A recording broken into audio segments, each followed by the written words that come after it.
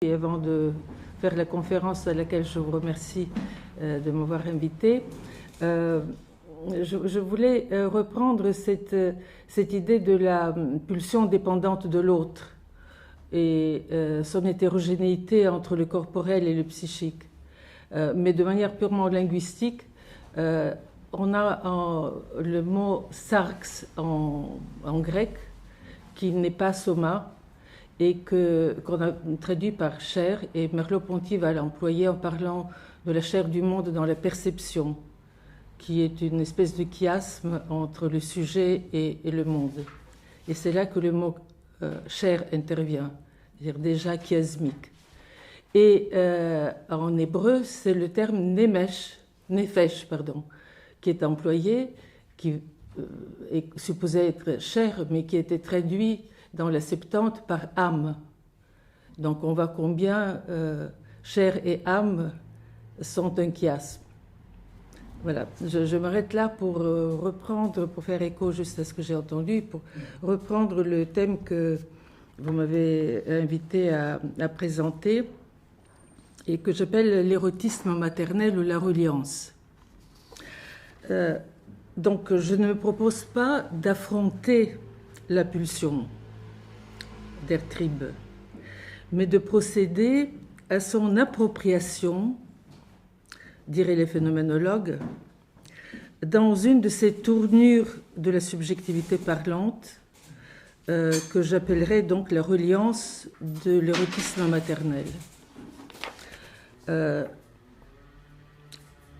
reprends le terme de tournure, Zuwendung, au sens que lui donne Heidegger, de distanciation et de don. Et je poursuis donc mon appropriation de Trieb dans cette tournure, dans cette distanciation et de ce don, qu'est la reliance de l'érotisme maternel. J'entends par reliance une expérience, au double sens que la langue allemande possède pour cette notion. Au sens d'Erlebnis, c'est-à-dire expérience qui fait jaillir un nouveau pré-objet, surgissement, fulgurance, saisie immédiate. Vous le connaissez dans l'expérience que nous avons d'une œuvre d'art, par exemple, d'un coucher de soleil, d'une lecture ou dans un état amoureux. Progressivement, dans un second temps, cette expérience devient connaissance, patience, savoir, Erfahrung. Qu'elle soit préparée ou non par un désir de maternité, chaque future mère est saisie d'emblée, dans le sens d'Erlebnis, par ces événements biopsychiques que sont la gestation, l'accouchement, l'allaitement, de telle sorte que la reliance maternelle est non seulement irréductible à une fonction symbolique, définitivement sociale, comme l'est la fonction paternelle, mais c'est une passion. J'introduis donc une autre façon pour éclairer ma tournure. La biologie moderne emploie le terme passion pour désigner la transformation des émotions, c'est-à-dire les essentiels selon la biologie, c'est-à-dire l'attachement et l'agressivité, leur transformation en amour et en son corrélat la haine. Narcissisme et ou relation d'objet, tendresse et dépersonnalisation, voire catastrophe psychique, pathie et subie mais nullement passive, la passion finit par s'intégrer dans les logiques de l'inconscient, mais pour mieux les trouer. Telles les énergies noires des théories cosmiques, en astrophysique moderne, qui morcellent l'univers en multivers, la relation maternelle comporte naturellement le vide et l'effondrement personnel. Le jeu qui se construit dans la passion maternelle, dans la reliance maternelle, n'est pas un univers, mais un multivers. Pourtant, cette passion est aussi une vocation. jamais dépourvue de signifiance chez l'être parlant qu'est la mère, elle s'inscrit dans l'héritage culturel et dans les capacités imaginaires et symboliques de chaque mère singulière qui donne sens et signification aux pulsions et à la gestation qui les transforme. Passion, vocation. Cette zone du biopsychique qui borde la relation maternelle défie la rationalité. Elle hante la philosophie et la littérature. Platon l'évoque dans le Timée, en s'excusant d'utiliser, je le cite, un raisonnement bâtard, parce qu'il parle d'un espace avant l'espace, Cora, dit-il, nourricier et broyeur à la fois, antérieur à l'un, au père, au mot et même à la syllabe. Une modalité du sens, parce qu'il y a du sens, mais tellement antérieur et tellement charnel, on va dire, qui est antérieur à la signification et que j'appelle sémiotique, ce sens pré-signification, pré-objectal, transobjectal et tout ce que j'ai essayé d'aborder en parlant de cette zone que Platon appelle la Cora. Avant qu'il ne devienne un contenant dont se détachera la création de liens psychiques, et Winnicott nous a conduits dans cette dimension, l'érotisme maternel, passion-vocation, avec son horizon biopsychique, est un état. Non pas une structure, non pas une norme, un état.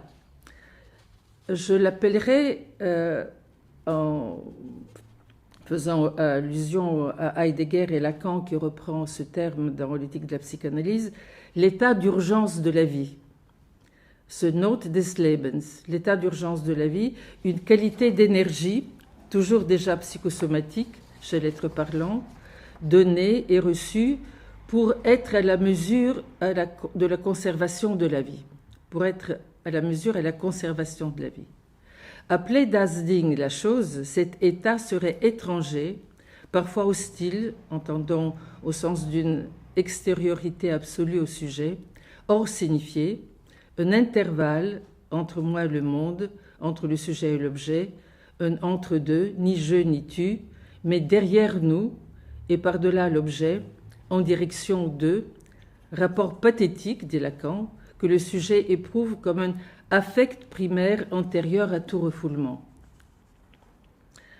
Je soutiens donc que cet éprouvé de la chose, accessible en hallucination et en fantasme, place le sujet qui en témoigne à l'aurore du refoulement originaire. L'analyse des liens précoces mère-enfant conduit parfois l'analysant et l'analyste, redevenus psyché-soma dans leur dépendance de la chose, à cette jouissance mélancolique de la chose sur les failles du refoulement. Mais qu'en est-il de cette expérience de la chose si je fais l'expérience de la chose même, de cette étrangeté, de cet affect primaire fixé dans le refoulement originaire, dans cette note des Lebens et en direction de l'autre refoulement, le secondaire, qui installe l'échelle signifiante du langage. Qu'en est-il si je s'éclipse, se barre dans la chose? Quid de ce sujet femme-mère qui pointe à la frontière du refoulement originaire et acte son destin? Plus qu'une frontière, c'est bien un clivage originaire que Freud postule avec cet énigmatique refoulement originaire qu'on pourra développer aussi comme un ancrage de la perception dans le monde symbolique. Je fais l'hypothèse que l'érotisme maternel habite ce clivage, ou plutôt il est une victoire sur ce clivage maintenu qui lui confère cet aspect de folie maternelle tout autant que de maturité naturelle. Comment serait-ce possible? Sous l'effet de la métaphore paternelle, l'hypothèse de Lacan, ou de la révolution psychique de la matière, selon Freud, plus biologique que sociale dans les deux principes. L'inconscient qui se cristalliserait au seuil du refoulement originaire, précise Freud, n'est pas encore verbal, mais se compose d'éléments empruntés à l'imaginaire, disons qu'il véhicule des imagos, des fantasmes inconscients, des complexes susceptibles d'être traduits dans la langue maternelle et ou, au contraire, rebelles à sa traduction. L'expulsion sera la deuxième composante que je choisis de rappeler dans ce qui nous apparaîtra comme le multivers de l'érotisme maternel. C'est par l'expulsion, Ausstoßung et Verwerfung,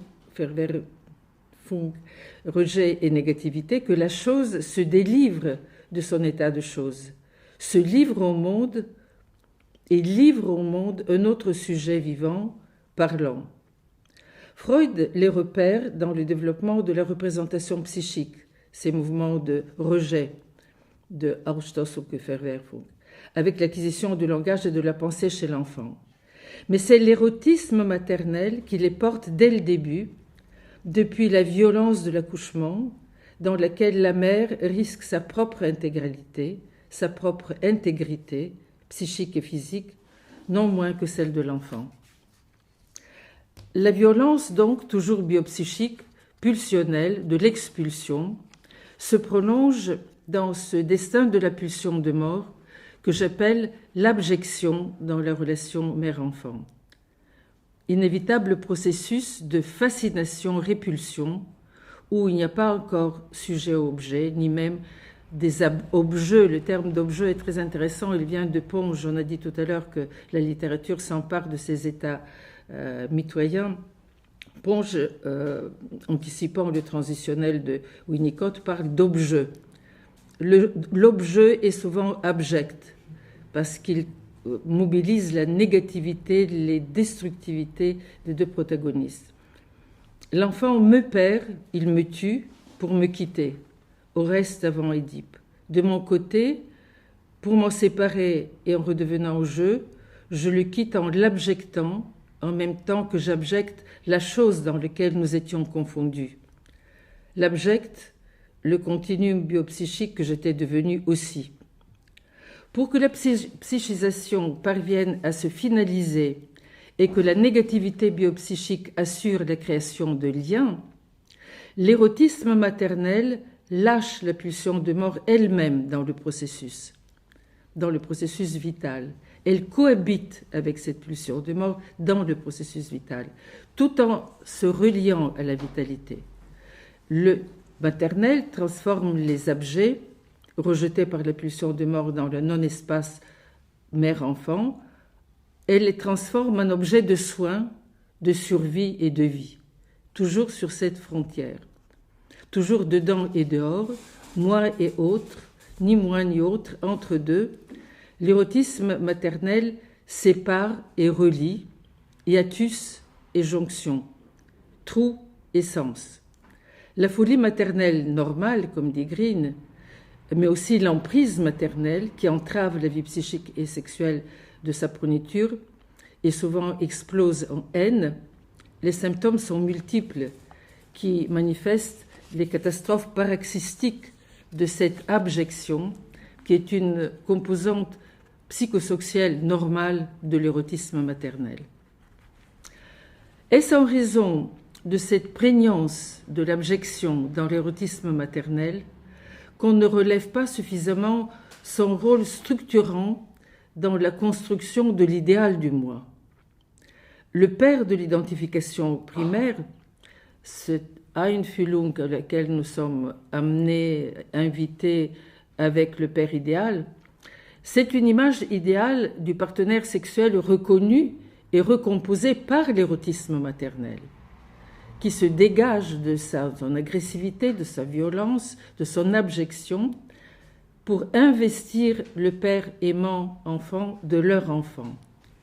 Le jeu du futur sujet n'advient que par l'investissement reconnaissance que me signifie ce père de l'histoire individuelle, à condition que j'y sois relié par l'investissement maternel sur lui.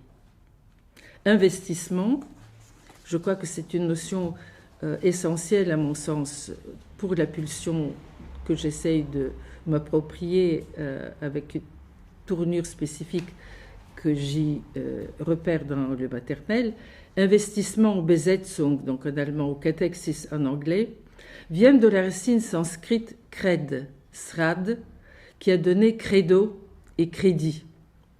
Investissement de la paternité du père aimant, c'est l'érotisme maternel qui élit le père de l'élection, que va être la Einfühlung, l'identification primaire avec le père, à condition qu'il ait été élu par le père. Ce credo qui succède à l'abjection, ou qui la côtoie, qui ouvre la possibilité de l'élection paternelle.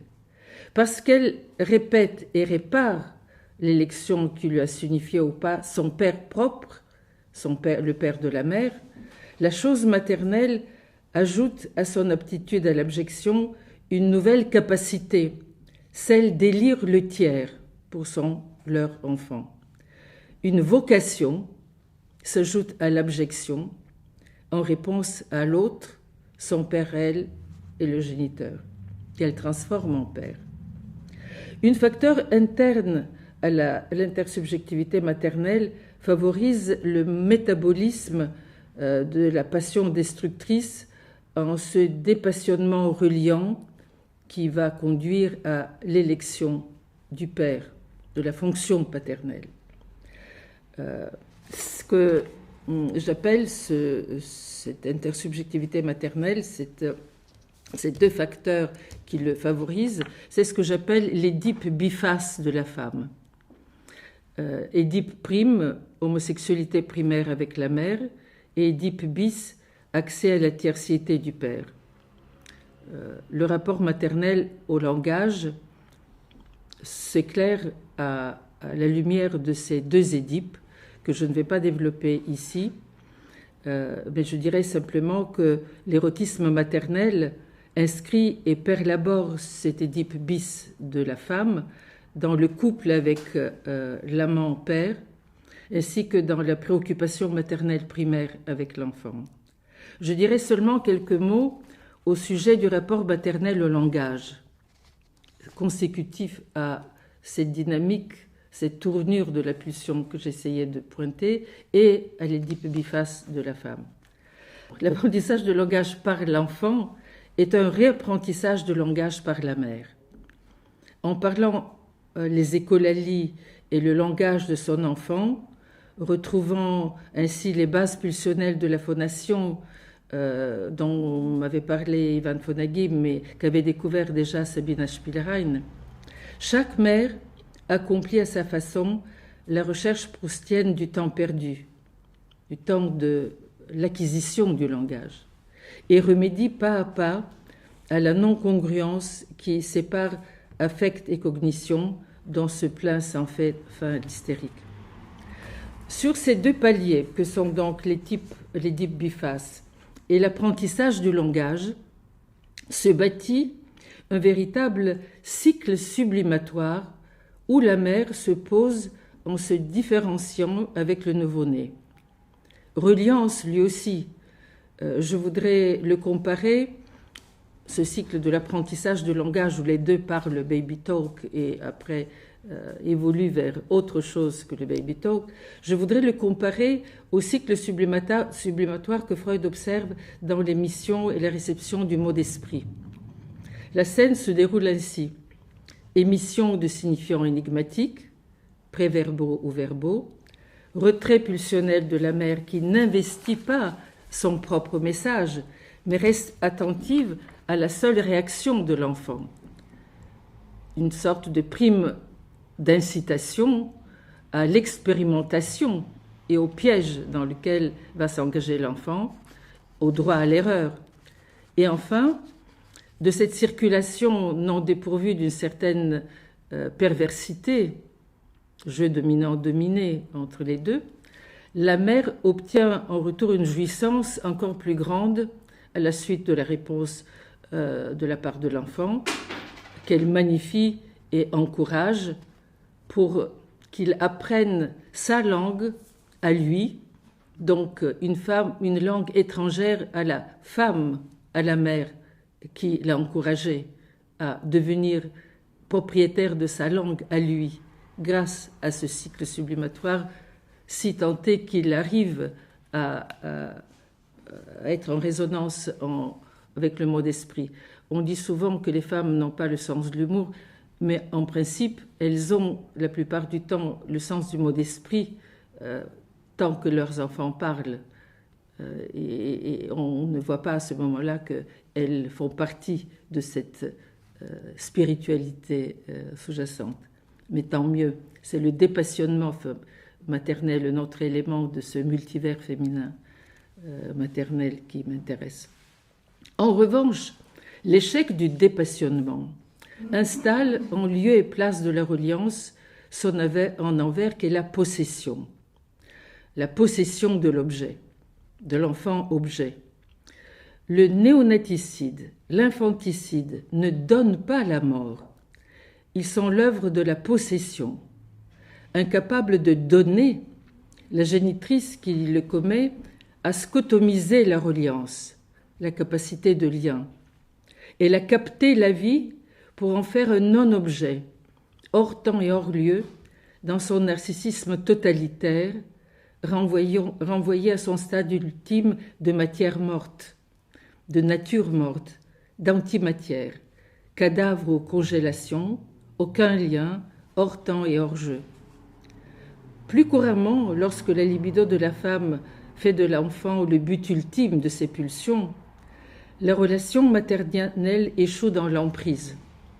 En revanche, la suffisamment bonne mère essaye d'inscrire la mortalité elle-même, la sienne et celle de ses enfants, dans leur reliance. Une reliance dramatique en résulte, celle de la naissance, renaissance, recommencement, les petits-enfants, les arrière-petits-enfants, le message que je leur transmets, cuisine ou parole, par-delà le génétique, cette renaissance que Colette appelle une éclosion. Et elle le décrit ainsi, j'aimerais la citer. C'est là, dans l'éclosion, pour moi, que réside le drame essentiel. Et je voudrais vous faire comprendre que la reliance, telle que je l'écris n'est pas la béatitude de la Vierge, c'est un drame essentiel. La phrase de Colette, c'est là, dans l'éclosion, recommencement, pour moi que réside le drame essentiel, mieux que dans la mort, qui n'est qu'une banale défaite. Qu'il me soit donc permis de réhabiliter ce mot, reliance, dans le va-et-vient entre le vieux français, le français et l'anglais, reliance au sens de relier, rassembler, joindre, mettre ensemble, mais aussi adhérer à, appartenir à, dépendre de, et par conséquent faire confiance à, se confier en sécurité, faire reposer ses sentiments et ses ressentiments, ses objections et ses confiances, en rassemblant, s'appartenir pour appartenir. Après avoir mis en valeur vers Unicode la séparation et la transitionnalité, il me paraît important d'insister aujourd'hui sur ce versant maternel qui maintient l'investissement et les contre-investissements de la libido et de Thanatos lui-même dans les liens psychosomatiques de plus en plus étendus à recréer. Ces liens qui sont résorbés au point d'être effacés par l'hyperconnexion et qui manquent de plus en plus à l'acte politique qui se délite. La reliance maternelle serait-elle la seule et l'unique qui continue à s'en préoccuper?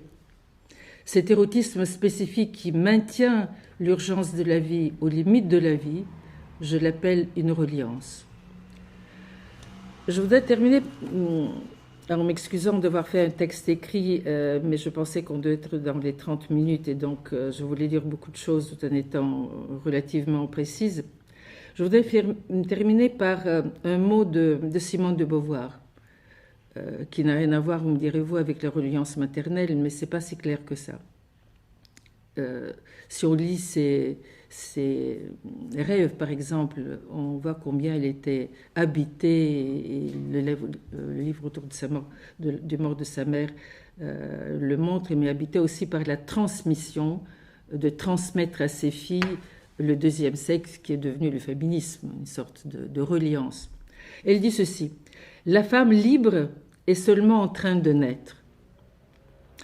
Je relis en disant: il n'y aura pas de femme libre tant qu'il nous manque une éthique du maternel.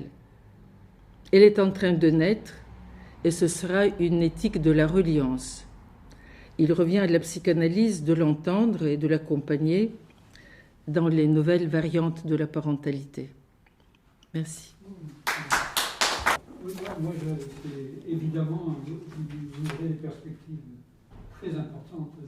Ma question, ça serait, quand vous évoquez la folie de la mère, comment situer ça par rapport aux psychosphères pérales, sachant que justement, dans les psychosphères pérales, il y a l'impossibilité d'avoir cette folie qui est la reliance.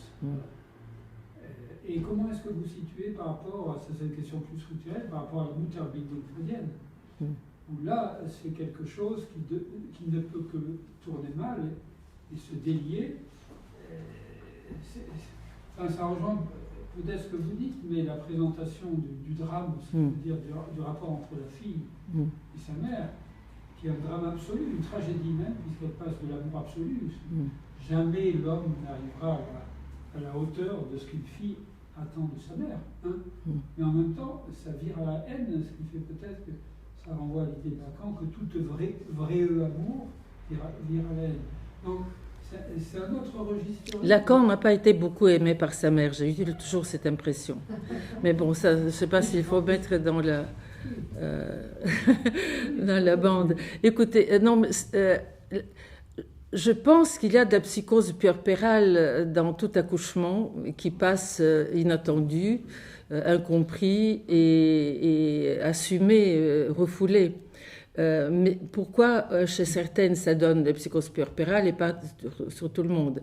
C'est ça votre première question, je crois. Comment la psychose puerpérale ne peut pas s'arrimer aux séquences que j'ai désignées de la reliance maternelle? Mais je pense que ça, oui, mon idée est que ça relève de l'Édipe féminin, de l'Édipe de la mère, donc de sa psychogénéalogie antérieure.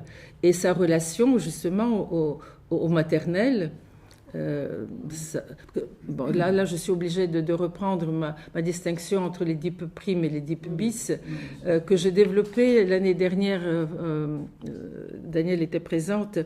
Il y a eu un colloque de l'IPA sur le féminin. Et je me disais, mais c'est le boson de l'inconscient, insaisissable. Qu'est-ce que c'est ce féminin? Quel challenge de parler de ça? Et finalement, je me suis lancée en parlant beaucoup de cette Édipe prime, qui est la relation au maternel, et la relation de la petite fille à la mère, qui est un drame de tous les instants, où l'identification et l'abjection arrivent à son comble. Et cette traversée possible de cette violence, dont on ne parle pas beaucoup en effet, mais que nous connaissons dans la clinique, devient possible avec l'investissement par la mère de la tercité paternelle, dans lequel cas il y a déjà une inscription très précoce d'une tercéité dans l'Édipe initial. Donc, d'où l'importance de ces structures tertiaires, qui est une espèce d'obsession à la SPP, que je me permets de vous expliquer sous une forme qui m'est personnelle, qui permet cette traversée du cannibalisme de l'Édipe prime, de la dévoration réciproque. Du coup, ma toute dernière phrase, enfin, est-ce que votre reliance ne serait pas une autre version de l'énigme mycénienne dont parle Freud, c'est-à-dire de ce qui est le pré-oedipien, qui continue à connoter tout le devenir femme. Voilà. Écoutez, dit que c'est du mycénien qui n'est pas écrit comme du grec. Écoutez, moi je suis peut-être très, très influencée par Au commencement était le Verbe, qui est une manière chrétienne de traduire au commencement était la loi, mais je pense qu'il n'y a pas de minoë messénien pur. Dès que les humains parlent, il y a du tiers. Et donc le signifiant, la loi sont là. Les parlants sont tiers. Et la reliance n'existe comme reliance parce que ça transmet de la tiercéité. Mais ça la transmet par l'intermédiaire du deuxième sexe, qui est devenu premier, si on regarde bien ce qui se passe dans le monde aujourd'hui, si je puis dire, et avec tous les excès de cette primauté. Mais le minoë messénien est un moment où, pour des raisons économiques, évolution de la technique primaire, etc., le rôle du foyer dominait sur les activités plus phalliques de guerrier ou de chasseur de l'homme. Mais l'homme était là parce que ça parlait. Dès que ça parlait, il y avait du tiers et du père. Et il était renvoyé à l'oncle maternel, à je ne sais plus quel autre mâle qui était relié à la mère. On voit ça très bien, plutôt que d'aller chez les minoë messéniens, dans le taoïsme et les survivances du taoïsme dans la famille chinoise. Le yin et le yang, etc. Toutes ces valences du maternel qui sont réduites dans les monothéismes grecs, juifs et chrétiens, dans l'ère grecque, mais surtout dans le monothéisme juif, chrétien et musulman, ils sont réduits au point d'effacer le féminin comme visible, de le réduire du visible. Mais dans ces sociétés où ceci ne se passe pas, le rôle de maternel est de type minoë messénien. Seulement, Freud n'est pas assez peut-être freudien en disant cela, puisqu'il efface le masculin et la tiercéité de ces civilisations-là. C'est une écriture quand même, hein, c'est pas insondable. Oui. Une écriture autre. Une écriture... du temps, on ne savait pas si c'était des Grecs ou pas, depuis le carbone 14. C'est une écriture, mais est-ce que ça écrit du vocal? Et l'écriture est parlée, même si ça passe par de l'iconique.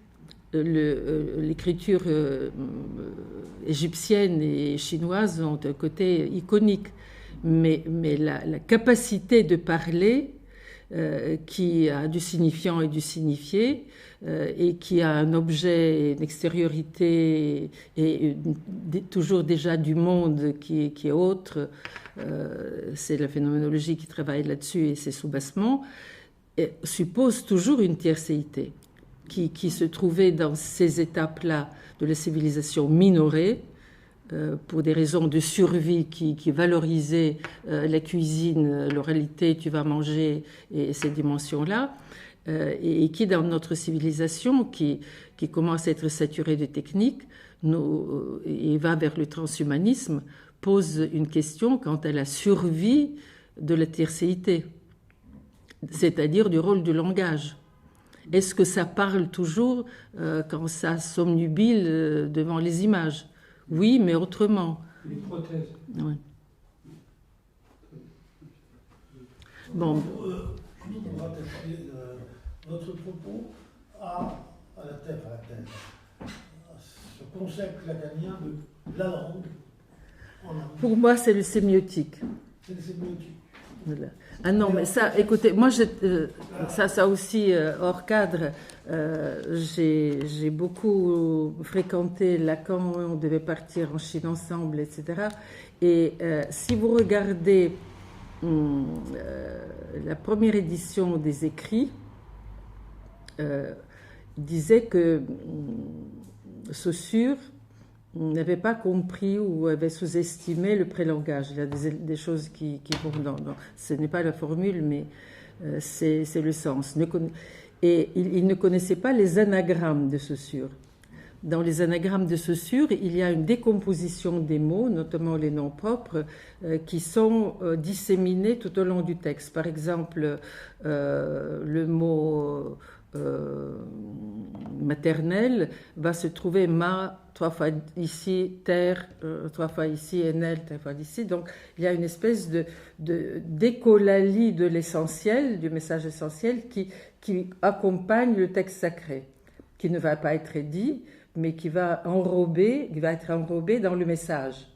Donc il y a un message subconscient renvoyant une divinité ou quelque chose qui est l'essentiel inconscient du message et qui est disséminé. Et en parlant, on vient de le découvrir avec Jacobson. Et Lacan l'a découvert aussi rapidement. Et il a associé à l'allation.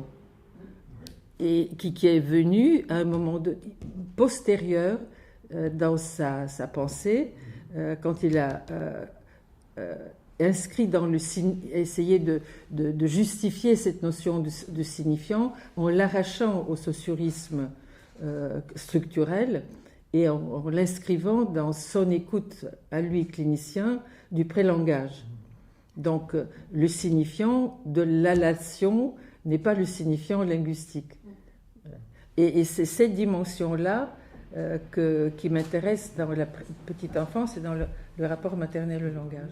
Oui, c'est la langue, mais qui est au fond, d'ailleurs, qui est un concept. Mais qui est venu très tardivement, après les anagrammes de Saussure. Voilà, et l'élation du bébé tout seul, voilà. Par de Jacobson. Mais cette langue, c'est quand même un élément intéressant par rapport à notre rapport à l'inconscient. C'est que je crois que dans toute l'histoire de la pensée, c'est le seul concept qui a été forgé par un lapsus. Puisque Lacan voulait parler du vocabulaire de philosophie de la langue, et il fait le lapsus, la langue, et il attrape ça en disant, la relation. Moi, je dois dire que je trouvais très intéressant et très éclairant, parce que, au fond, vous éclairez une question que posait Winnicott dans l'article sur la préoccupation maternelle primaire. C'est comment une femme peut s'identifier à son bébé et régresser à ce niveau-là sans devenir folle. Voilà, la réponse, au fond, elle est à la fois folle et pas folle. Mais disons que je pense que, aussi bien Lacan, c'est autre, mais le pédiatre Winnicott avait peur de la femme folle.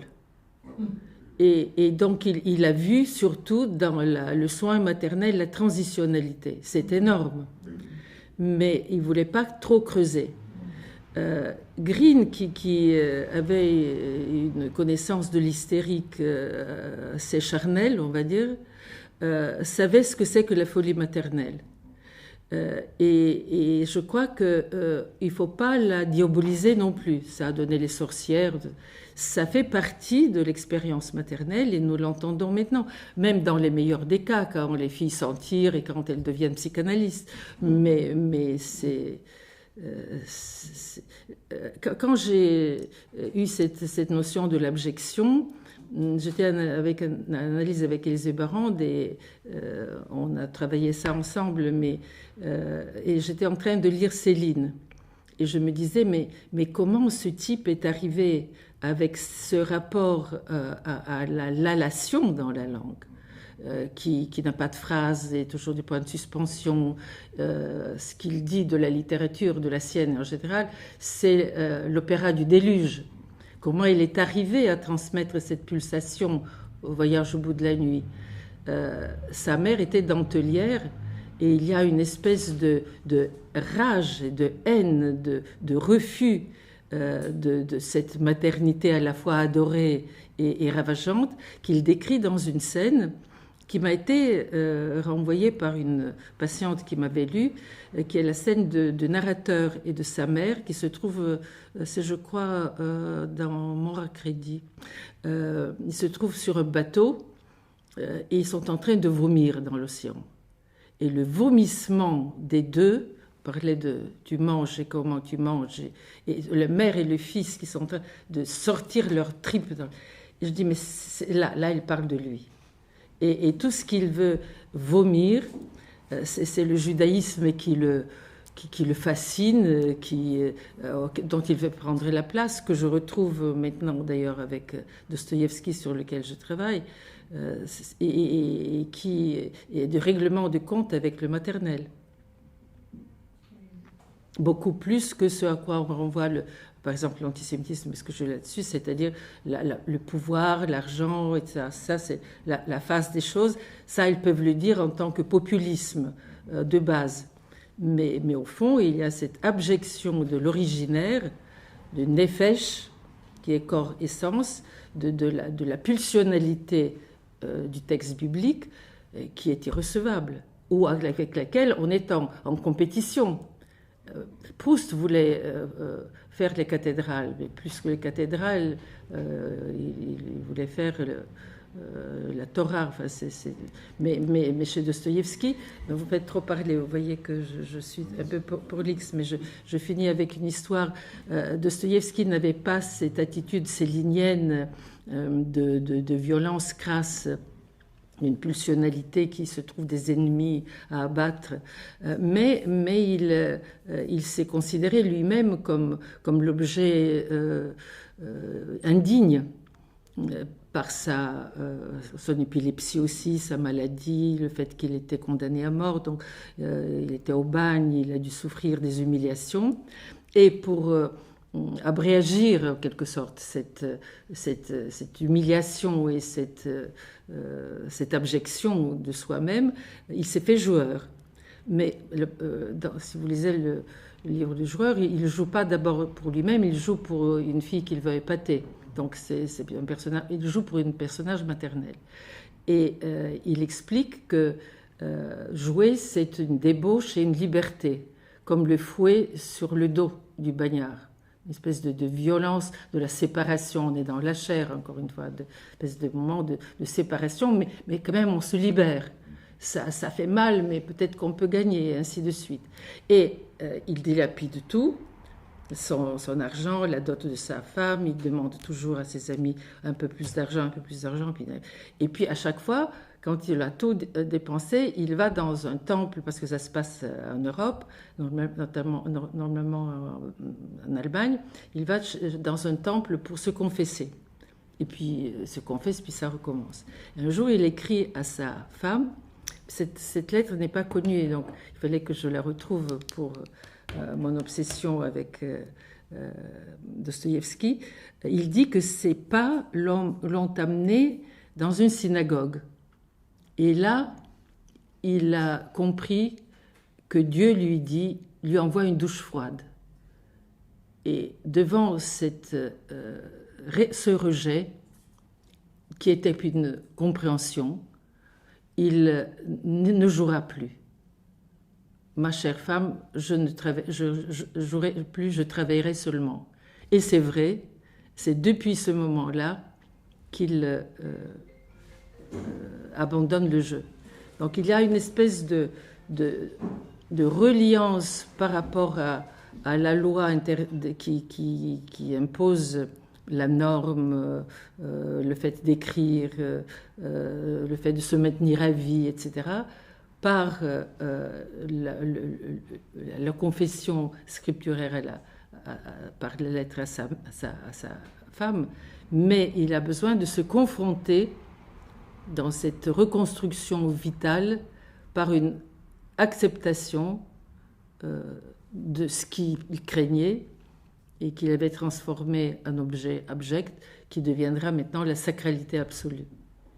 Ces méandres de la revitalisation de l'humain sont très intéressants si on tient compte de la destructivité qui est inscrite dans le maternel.